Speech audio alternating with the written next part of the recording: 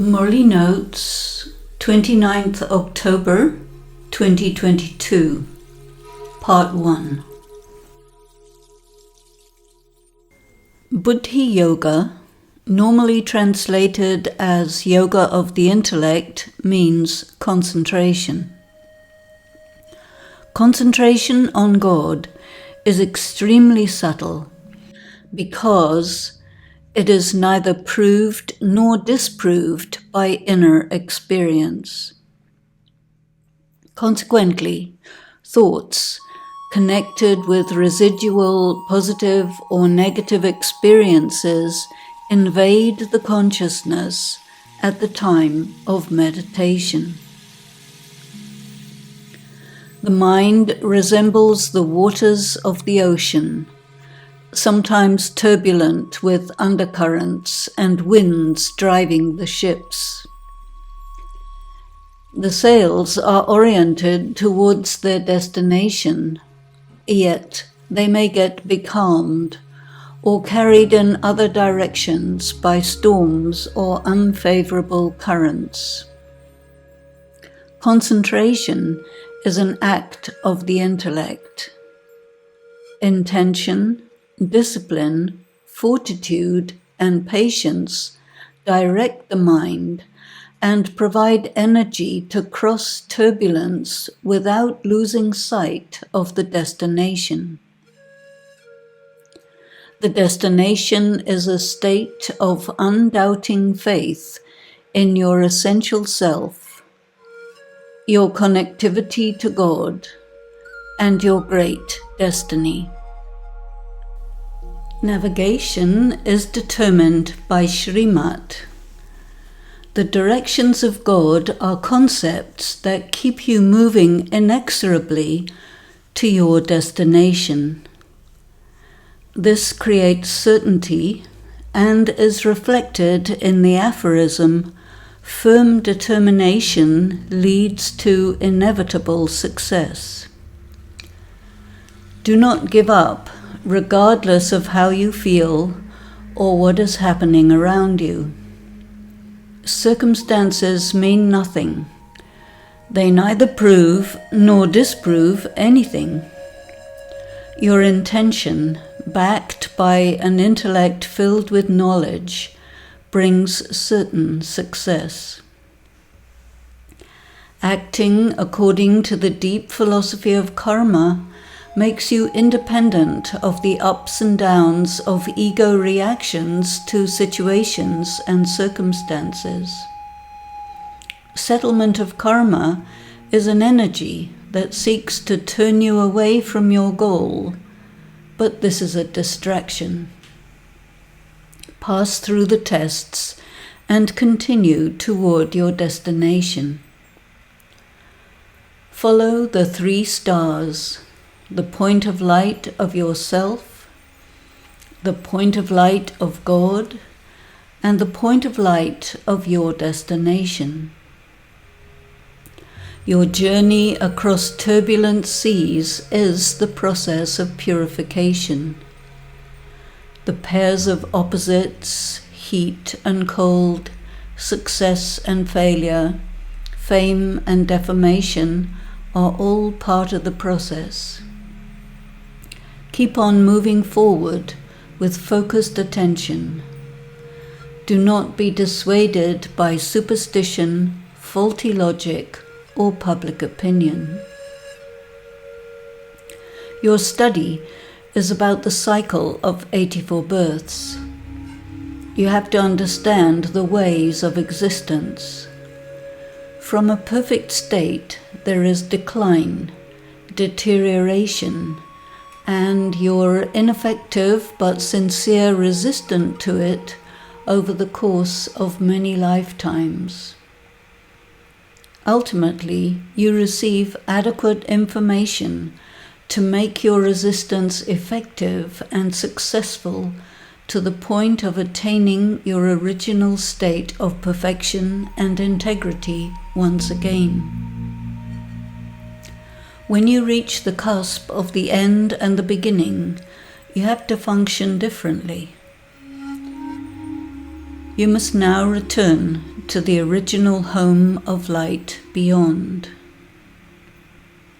Why is inner experience important and significant?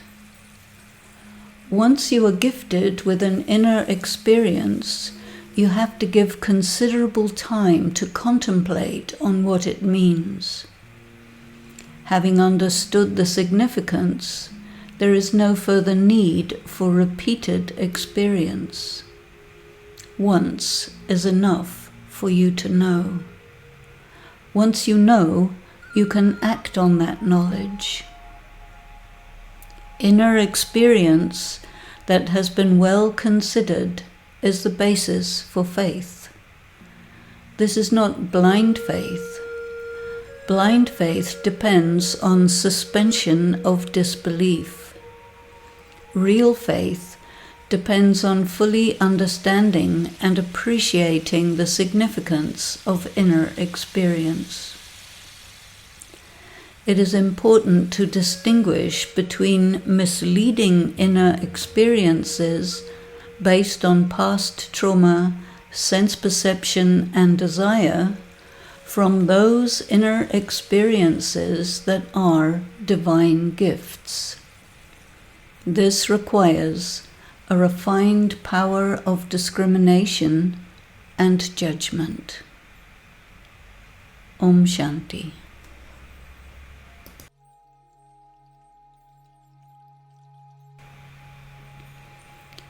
Murli Notes, 29th October 2022.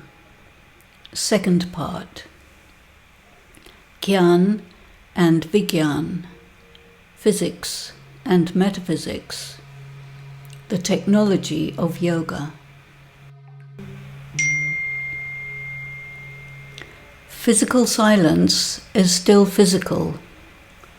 Attempts to stop the working of the voice and the thoughts of the mind is no different from Hatha Yoga.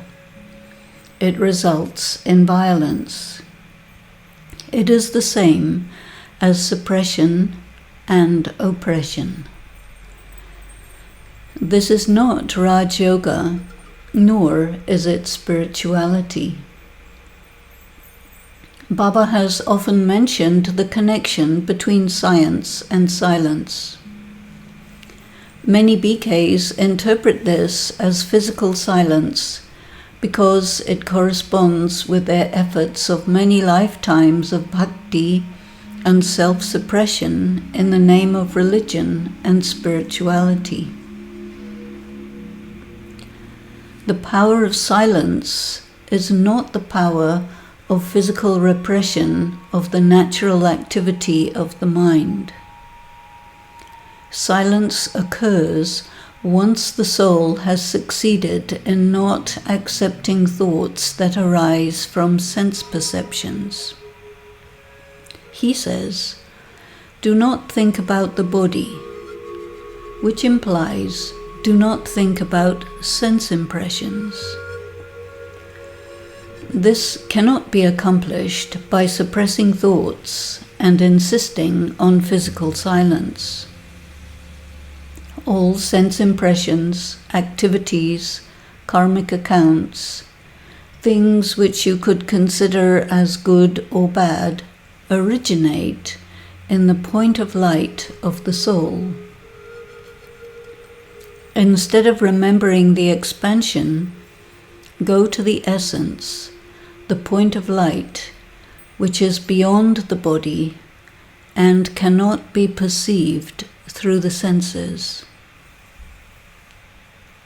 Merge all details of circumstances and events into the point of light of drama.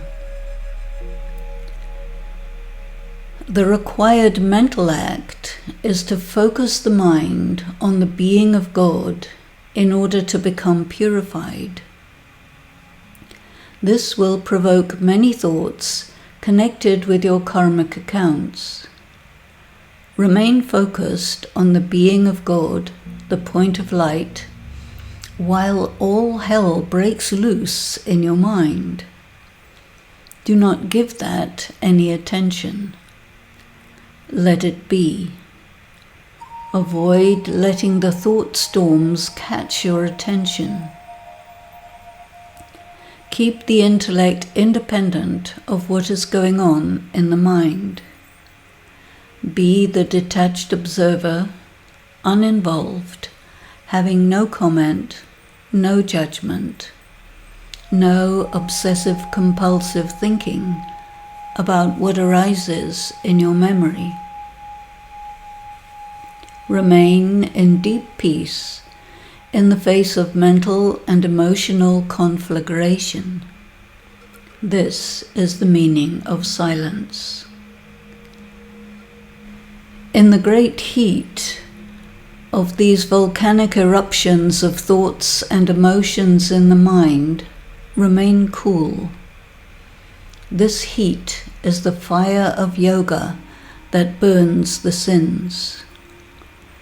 If you get caught in the eruption, then instead of the sins getting burnt, they increase, intensify, and pull you into some form of violence. You have choice and must exercise your options. Om Shanti.